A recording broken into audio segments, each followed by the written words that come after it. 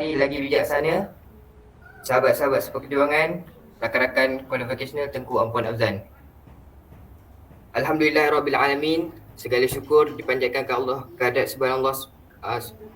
Allah Subhanahu Wa Taala, kerana dengan izinnya kita dapat lagi berkumpul bersama-sama, insya-Allah. Kita buat satu pertemuan maya untuk kita bersama dalam program bacaan Yasin dan juga baca Yasin, tahlil dan juga tazkirah ringkas tentang Ma'al Hijrah, insya-Allah. Dan Yasin dan tahlil ini kita niatkan dalam hati kita untuk yang pertama untuk Nabi kita, Rasul junjungan kita Nabi Muhammad SAW, keluarganya dan sahabat-sahabat baginda. Seterusnya ibu bapa kita yang telah meninggal dunia, rakan-rakan kita dan juga guru-guru kita, insya-Allah. Lepas tu yang kedua, kita mohon agar pandemik COVID-19 ni segera hilang, dan kita sedekahkan Al-Fatihah dan tahlil ini untuk semua korban COVID-19, insya-Allah. Kita niatkan bersama dalam Yasin dan tahlil hari ini. Dan ketiga, kita mohon kekuatan daripada Allah SWT untuk barisan hadapan kita yang sedang menguruskan COVID-19 ni, supaya mereka tabah dan cekal lah untuk menempuh hari-hari seterusnya, insya-Allah. Dan akhir sekali, insya-Allah, lepas habis bacaan Yasin, kita akan menyambung tahlil. Dan tahlil ni kita buat terbuka, kiranya kita akan niatkan dalam hati. Tahlil ni kita sedekahkan dekat arwah ibu kita ke, bapa kita ke. Dia tidak khusus, kira terbuka untuk semua. Kita niatkan, insya-Allah. Mudah-mudahan hajat kita hari ini, program kita dapat berjalan seperti yang dirancang, insya-Allah, dan mendapat keberkatan. Dengan segala hormatnya, saya mempersilakan saudara Muhammad Dani Izwandi untuk mengetuai bacaan Yasin dan tahlil, insya-Allah. Terima kasih kepada Muhammad Munir. Tanpa menggunakan masa lagi, kita mulakan bacaan Yasin kita dengan istighfar. Astaghfirullahalazim allazi la ilaha illa huwal hayyul qayyum wa atubu ilaihi. Astaghfirullahalazim allazi la ilaha illa huwal hayyul qayyum wa atubu ilaihi. Wa ilahukum ilahu wahidun la ilaha illa huwar rahmanur rahim. Allahu la ilaha illa huwal hayyul qayyum la ta'khudhuhu sinatun wa la nawm lahu ma fis samawati wa ma fil ard. Man zal ladhi yashfa'u indahu illa bi idhnihi ya'lamu ma bayna aydihim wa ma khalfahum wa la yuhituna bi shay'in min 'ilmihi illa bima sha'a. وسع كرسيه السماوات والأرض ولا يؤوده حفظهما وهو العلي العظيم.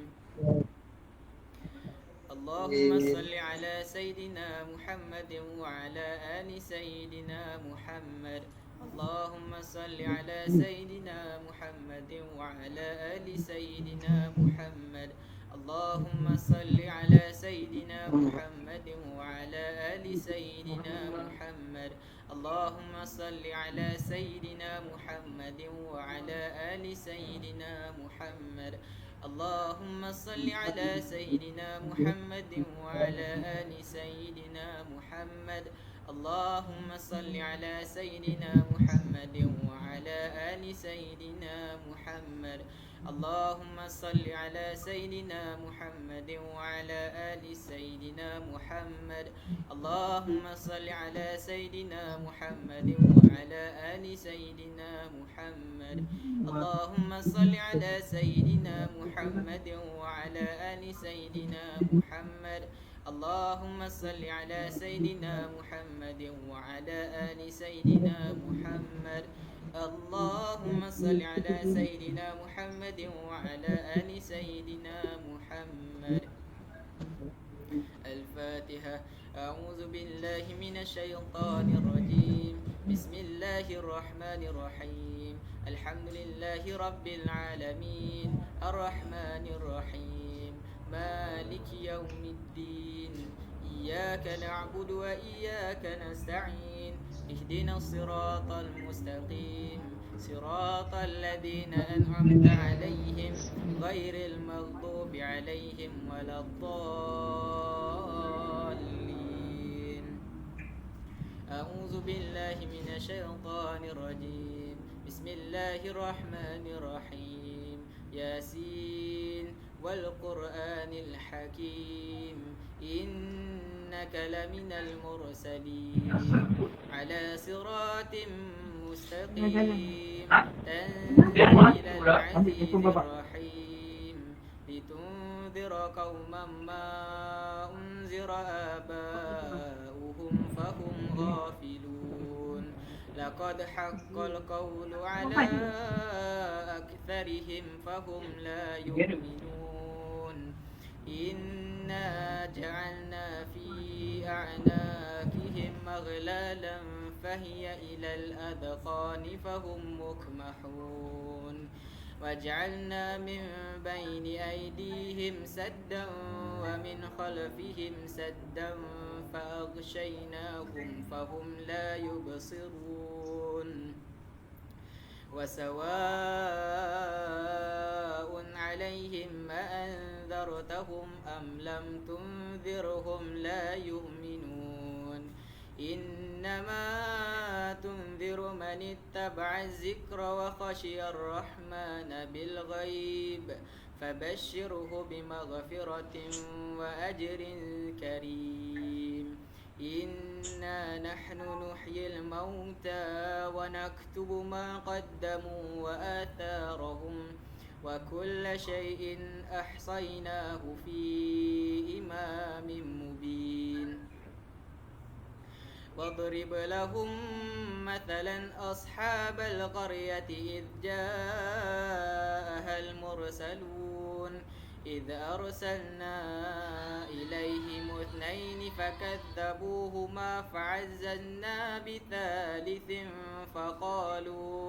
فقالوا إنا إليكم مرسلون قالوا ما أنتم إلا بشر مثلنا وما أنزل الرحمن من شيء إن أنتم إلا تكذبون قالوا ربنا يعلم إنا إليكم لمرسلون وما علينا إلا البلاغ المبين قالوا إنا تطيرنا بكم لئن لم تنتهوا لنرجمنكم وليمسنكم منا عذاب أليم قالوا طائركم معكم أئن ذكرتم بل أنتم قوم مسرفون وجاء من أقصى المدينة رجل يسعى قال يا قوم اتبعوا المرسلين اتبعوا من لا يسألكم أجرا وهم مهتدون وما لي لا أعبد الذي فطرني وإليه ترجعون أأتخذ من دونه آلهة إن يردني الرحمن بضر لا تغن عني شفاعتهم شيئا ولا ينقذون إني إذا لفي ضلال مبين إني آمنت بربكم فاسمعون قيل ادخل الجنة قال يا ليت قومي يعلمون بما غفر لي ربي وجعلني من المكرمين وما أنزلنا على قومه من بعده من جند من السماء وما كنا منزلين إن كانت إلا صيحة واحدة فإذا هم خامدون يا حسرة على العباد ما يأتيهم من رسول إلا كانوا به يستهزئون ألم يروا كم أهلكنا قبلهم من القرون أنهم إليهم لا يرجعون وإن كل لما جميع لدينا محضرون وآية لهم الأرض الميتة أحييناها وأخرجنا منها حبا فمنه يأكلون وجعلنا فيها جنات من نخيل وعناب وفجرنا فيها من العيون ليأكلوا من ثمره وما عملت أيديهم أفلا يشكرون سبحان الذي خلق الأزواج كلها مما تنبت الأرض ومن أنفسهم ومما لا يعلمون وآية لهم الليل نسلخ منه النهار فإذا هم مظلمون والشمس تجري لمستقر لها ذلك تقدير العزيز العليم والقمر قدرناه منازل حتى عاد كالأرجون القديم لا الشمس ينبغي لها أن تدرك القمر ولا الليل سابق النهار وكل في فلك يسبحون وآية لهم أنا حملنا ذريتهم في الفلك المشحون وخلقنا لهم من مثله ما يركبون وإن نشأ نغرقهم فلا صريخ لهم ولا هم ينقذون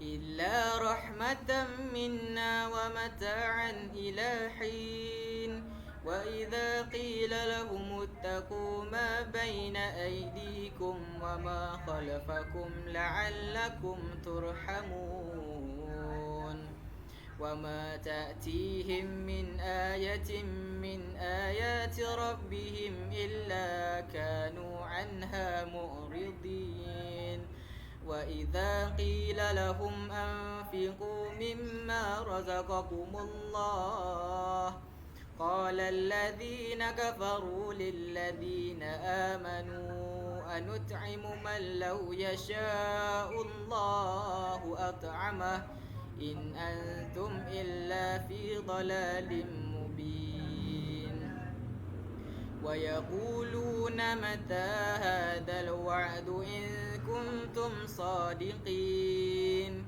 ما ينظرون إلا صيحة واحدة تأخذهم وهم يخصمون فلا يستطيعون توصية ولا إلى أهلهم يرجعون ونفخ في الصور فإذا هم من الأجداث إلى ربهم ينسلون قالوا يا ويلنا من بعثنا من مرقدنا هذا ما وعد الرحمن وصدق المرسلون إن كانت إلا صيحة واحدة فإذا هم جميع لدينا محضرون فاليوم لا تظلم نفس شيئا ولا تجزون إلا ما كنتم تعملون إن أصحاب الجنة اليوم في شغل فاكهون هم وأزواجهم في ظلال على الأرائك متكئون لهم فيها فاكهة ولهم ما يدعون سلام قولا من رب رحيم سلام قولا من رب رحيم سلام قولا من رب رحيم وامتازوا اليوم أيها المجرمون ألم أعهد إليكم يا بني آدم ألا تعبدوا الشيطان إنه لكم عدو مبين وأن اعبدوني هذا صراط مستقيم ولقد أضل منكم جبلا كثيرا أفلم تكونوا تعقلون هذه جهنم التي كنتم توعدون اصلوها اليوم بما كنتم تكفرون اليوم نختم على أفواههم وتكلمنا أيديهم وتشهد أرجلهم بما كانوا يكسبون ولو نشاء لطمسنا على أعينهم فاستبقوا الصراط فأنى يبصرون ولو نشاء لمسخناهم على مكانتهم فما استطاعوا مضيا ولا يرجعون ومن نعمره ننكسه في الخلق أفلا يعقلون وما علمناه الشعر وما ينبغي له إن هو إلا ذكر وقرآن مبين لينذر من كان حيا ويحق القول على الكافرين أولم يروا أنا خلقنا لهم مما عملت أيدينا أنعاما فهم لها مالكون وذللناها لهم فمنها ركوبهم ومنها يأكلون ولهم فيها منافع ومشارب أفلا يشكرون واتخذوا من دون الله آلهة لعلهم ينصرون لا يستطيعون نصرهم وهم لهم جند محضرون فلا يحزنك قولهم إنا نعلم ما يسرون وما يعلنون أولم ير الإنسان أنا خلقناه من نطفة فإذا هو خصيم مبين وضرب لنا مثلا ونسي خلقه قال من يحيي العظام وهي رميم قل يحييها الذي أنشأها أول مرة وهو بكل خلق عليم الذي جعل لكم من الشجر الأخضر نارا فإذا أنتم منه توقدون أوليس الذي خلق السماوات والأرض بقادر على أن يخلق مثلهم بلى وهو الخلاق العليم إنما أمره إذا أراد شيئا أن يقول له كن فيكون فسبحان الذي بيده ملكوت كل شيء وإليه ترجعون صدق الله العظيم.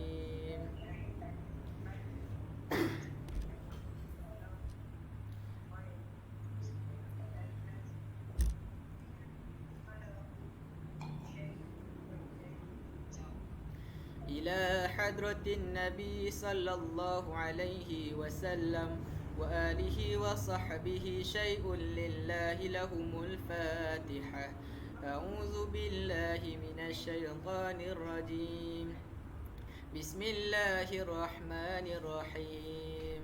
الحمد لله رب العالمين الرحمن الرحيم مالك يوم الدين إياك نعبد وإياك نستعين اهدنا الصراط المستقيم صراط الذين أنعمت عليهم غير المغضوب عليهم ولا الضالين.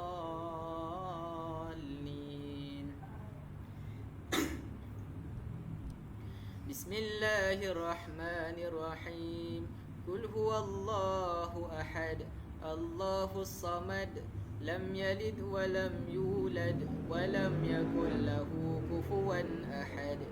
بسم الله الرحمن الرحيم قل هو الله أحد الله الصمد لم يلد ولم يولد ولم يكن له كفوا أحد. بسم الله الرحمن الرحيم قل هو الله أحد الله الصمد لم يلد ولم يولد ولم يكن له كفوا أحد. لا إله إلا الله والله أكبر.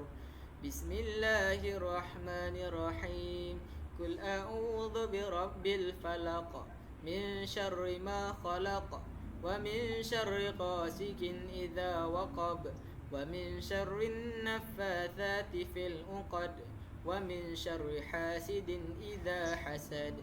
لا إله إلا الله والله أكبر. بسم الله الرحمن الرحيم قل أعوذ برب الناس ملك الناس إله الناس من شر الوسواس الخناس الذي يوسوس في صدور الناس من الجنة والناس.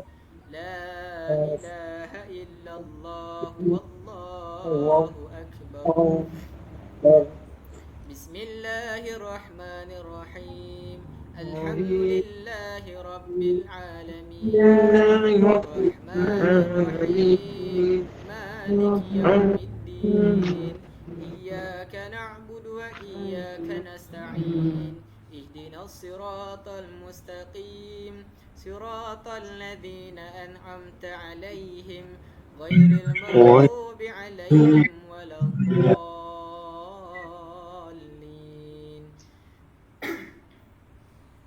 بسم الله الرحمن الرحيم ألف لام ميم ذلك الكتاب لا ريب فيه هدى للمتقين الذين يؤمنون بالغيب ويقيمون الصلاة ومما رزقناهم ينفقون والذين يؤمنون بما أنزل إليك وما أنزل من قبلك وبالآخرة هم يوقنون أولئك على هدى من ربهم وأولئك هم المفلحون. وإلهكم إله واحد لا إله إلا هو الرحمن الرحيم.